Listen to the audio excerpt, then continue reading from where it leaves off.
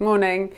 We didn't get a guy that we wanted to recruit for a particular position the other day, and it got me to thinking about how we come across as a company and how we need to spend more and more time looking at our internal stakeholders with the same focus and care that we recruit new clients with.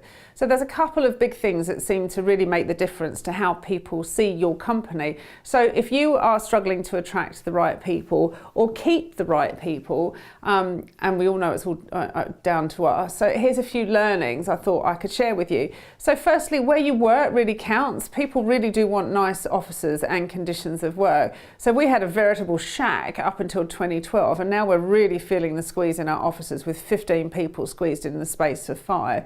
Half the offices don't have windows and it's super congested. And it takes a special person to see over the state of the office to understand it's temporary. But needless to say, if you want a kind of quality team, it's gonna count. I know a really good business person actually who ran her business from home, really professional office, but nonetheless it was a home office and was having real difficulty recruiting. But it was like she was inviting people into her home.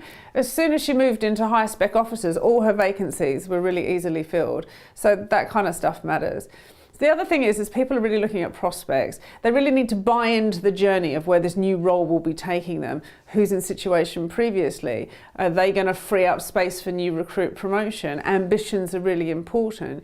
Your new recruit needs to buy into your business growth story. The kind of people we want are mostly people fascinated by the fast growth and how interesting being part of that trajectory is going to be and their future careers.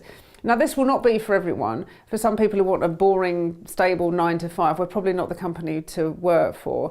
We've actually created some team benefits of late to keep the current superstars well rewarded, but also act as an attractive lure for newbies too. Some of it costs us money, but mostly it's time, like additional holidays for years of service, but some bits and bobs that make them know that we sort of care, like free eye tests, occupational health, particularly for back care when they all spend a lot of time hunched over screens. And of course, we've got the pensions coming up in November. So if anybody wants a copy of this to replicate in their office, I've attached a download below.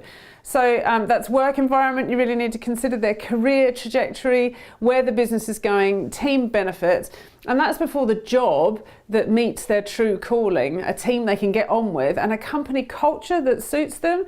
It's not easy, but worth really investing in, as we're only as strong as our team. So spending a little bit of time on your recruitment, your people bait, and that'll land you the right big fish that you need. Happy hunting.